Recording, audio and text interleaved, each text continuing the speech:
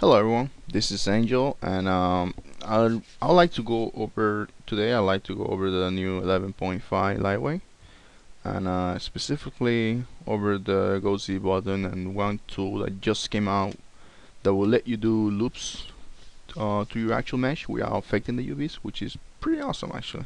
Uh, I tried doing this video twice, and it was taking way too long, so I'm gonna see if I can do this under 10 minutes, which is like a goal right now.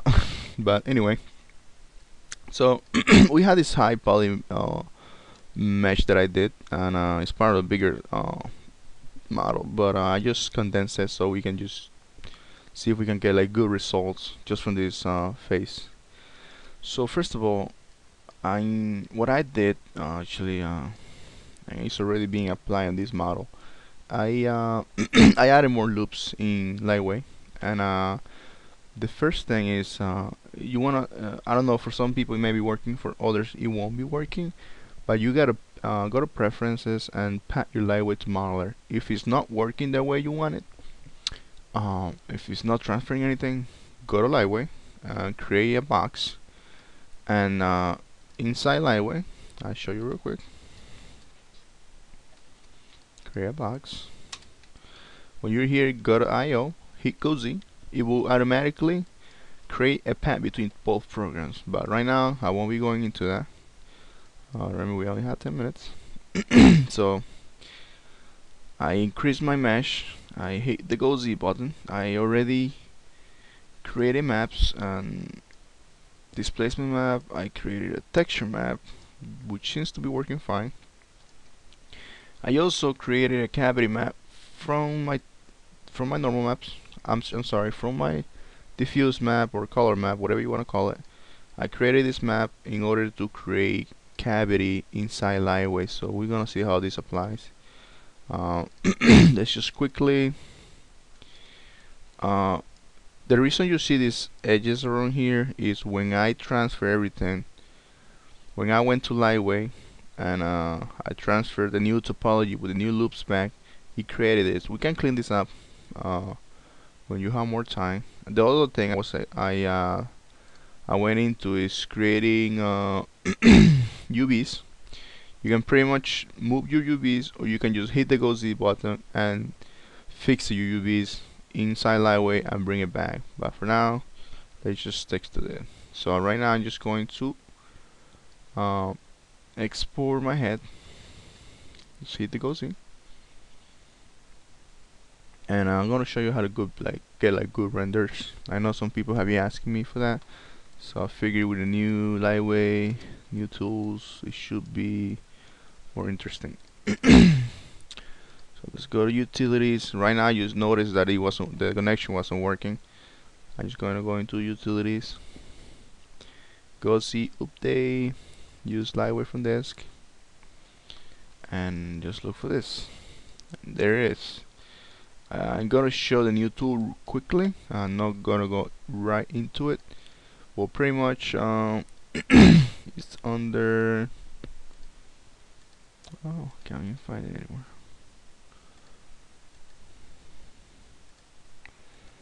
Well.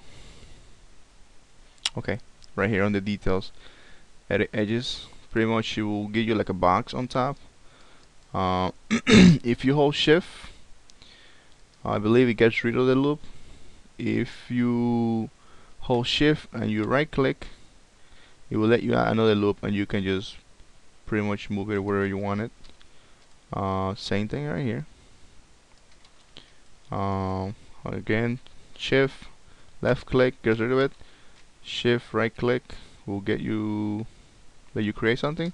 Make sure you're on the line where you want it to create. If I wanted to create something sideways, we'll go like this, and then if you want to do vertical, go like this. Okay, so that's being taken care of. So if I drop the tool, it's gonna go back into my regular maps. So right now I'm just going to go into layout real quick and quickly explain how to get some of this stuff. The first thing I want to do is increase my subdivision for render output. You want to enable bump, otherwise your displacement won't work at all, literally. And I usually set it up to 80 millimeters or so, depending on what you need. So right now I'm gonna get my camera closer. Probably like a nice shot, and I may zoom in excuse me, to get that photographic kind of like look where everything is far away but the camera is really zooming to you to make it for a better portrait effect. Next thing we're gonna do is go to surface editor, go to default, turn on smoothing. You notice everything got smooth now. We're gonna go into edit nodes, and this is where we're gonna have our nodes, our deformation with a subtract node and our normal maps. If we turn on VPR, we're gonna see the maps being applied, but it doesn't look that pretty. So I'm gonna add new light, spotlight. Hopefully we can run this video probably two. We can make it like two versions of it, but we'll see. Okay, so there's that. I'm just gonna zoom in a little bit. It's gonna be like a fill light, and we wanna turn off the shadows off of this one. Shadows off. And let me check my timer real quick. Alright, we still have like a few more minutes. Anyway, I'm gonna lower this to 30, which seems more visible. Next thing I'm going to do is bring an occlusion map. Occlusion node. And this one seems to work. Oops, sorry. This one, not this one, this one. Occlusion 2, put it right into the diffuse. It will smooth everything up, and when you're rendering, you'll have a better look at it. So let's just zoom the camera out a little bit.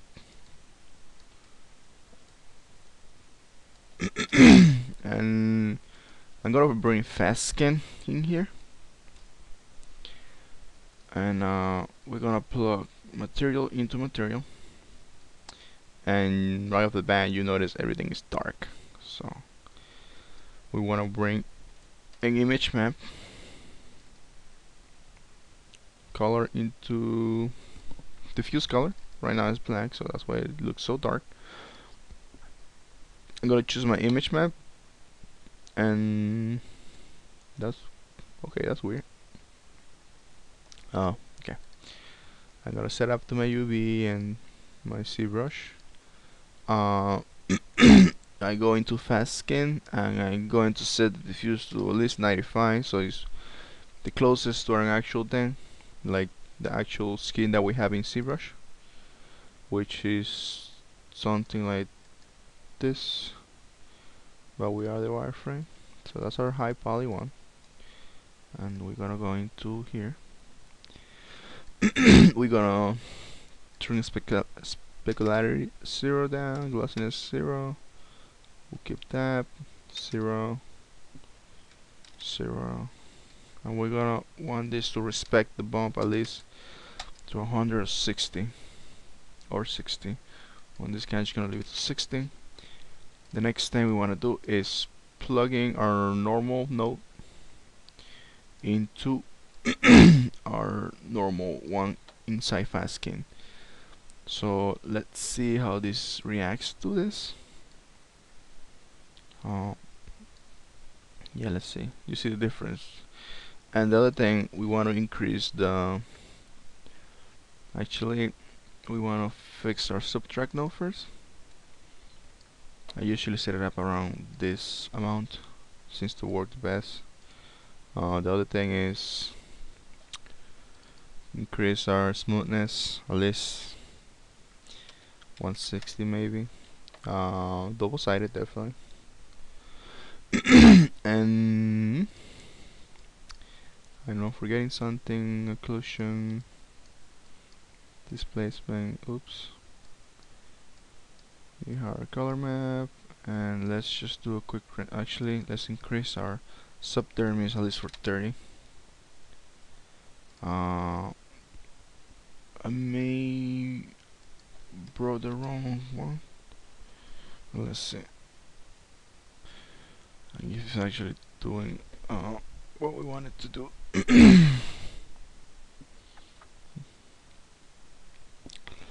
Yeah, it's definitely getting warmer.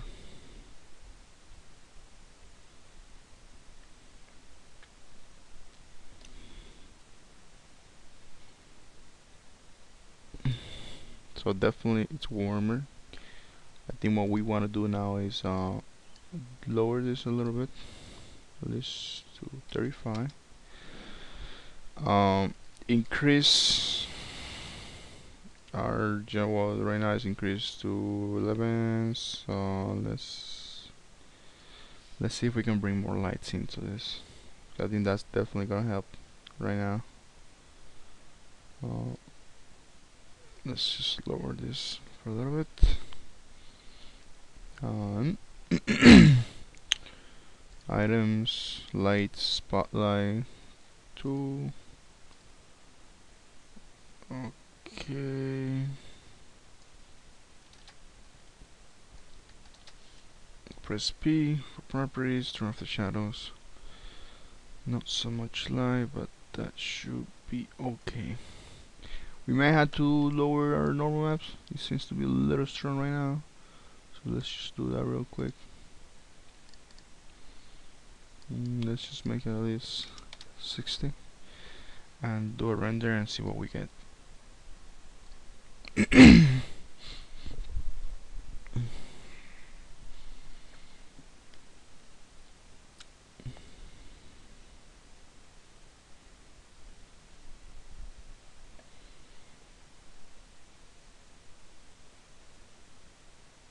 I think that's definitely something we can work with for now. Well, the next thing I'm going to do is just move my main light. I'll definitely turn this off and bring intensity. Let's go to our main line, and right now it's not really hitting the model. So let's just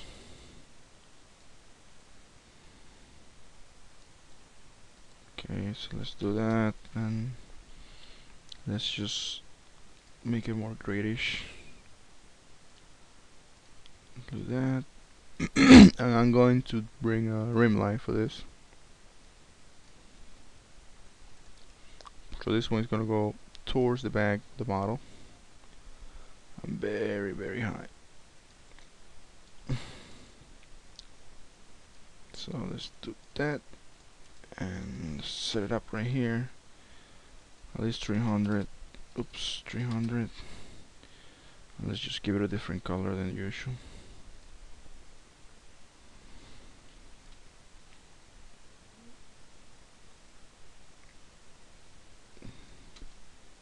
Let's just move it a little bit. Make it a little bit brighter. Not so much. Still want it to have that blue feel to it. So I go ahead and to delivery. I think somehow my video got deleted towards the end. So I'm just gonna explain quickly what I did with some of the notes. First of all, I brought a cavity map that I did. Pretty much the cavity map was created. Let me see if I can make it bigger. Wait. Alright. Anyway, the cavity map was created. This is not the cavity map that I want. Where is the one that I'm looking for? There we go. This cavity map was created off the texture map. Pretty much kill the saturation almost to the point it's black and white, and then play with the curves, make it really dark and really bring the bright out.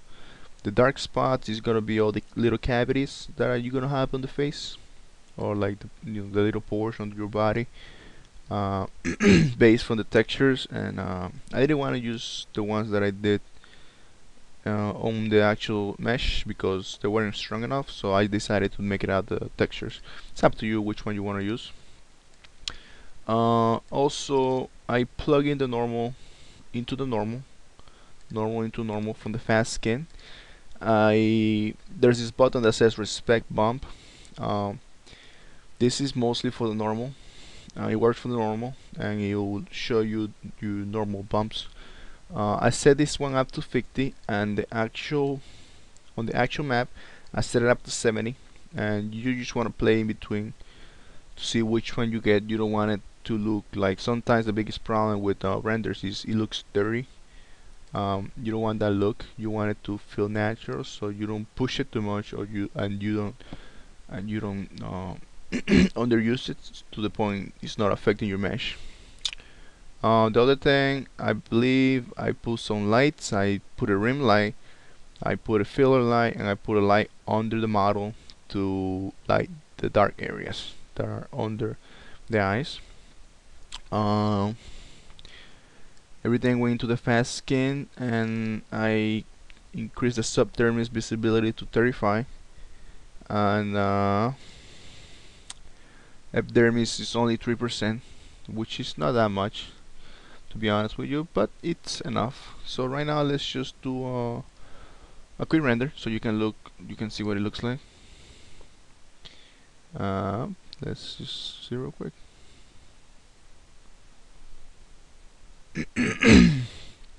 This render is with the filler light, with our cavity map that I created from the textures and everything else, and I did add the eyes,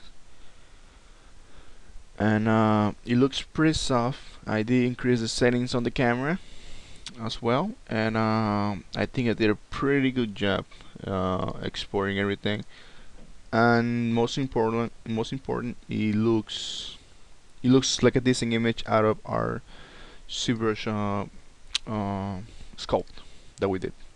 So this is taking a little bit of time, so let's just, in the meantime, I like to say NewTek did a great job with the new tools, the edge tools, to increase the edges, and we are affecting geometry, I'm sorry, the UVs, because before we used to like have to fix the loops, and then on top of that project stuff into the model in Zbrush, which we no longer have to if that's needed. But this is what the render looks like. Quickly, I'm going to turn on the edges on the actual model so you guys can see the difference. Well, if we lower this into 0,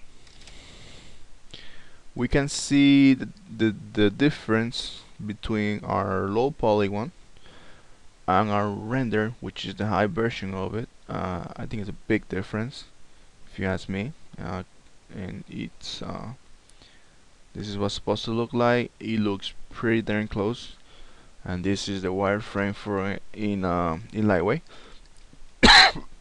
So you can just do animations and whatever you need to do, and make it look this high detail. So anyway, thank you very much for watching this video. If you have any questions, just leave the comments below, just shoot me an email. I'll be more than happy. Enjoy 11.5. Thank you.